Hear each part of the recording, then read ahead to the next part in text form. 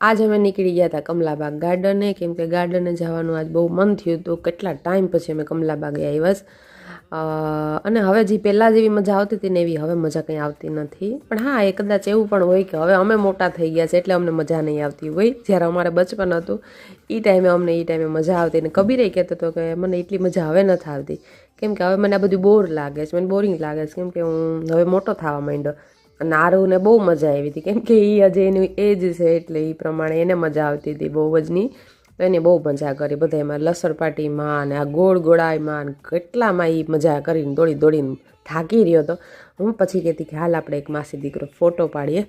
તો એ બિચારો રમતો જાય, રોતો જાય, એને બધાયમાં બેસવું તો આમાં હિંચકામાં બેસવામાં તો પડ્યોય ખરી, રોયોય ખરી બિચારો. એટલે ના થોડોક જ આવી રીતે પડ્યો તો બિચારો, કાંઈ બહુ નહીં. પણ છોકરાને કહેવત છે ને કે કાંઈ પણ લાગે ના તોય એને રોવું પહેલાં જોઈએ. તો જો અહીંયા હું મજા લઉં છું હિંચકાની, ચૂપચાપ બેઠી હતી, કેમ કે નજર બહાર હતી ગેટે કે જોઈ જશે ગાર્ડ. તો એવા માટે ત્યારે છાની મને હિંચકો બે ખાઈ લીધા અને રીલ બનાવી લીધી.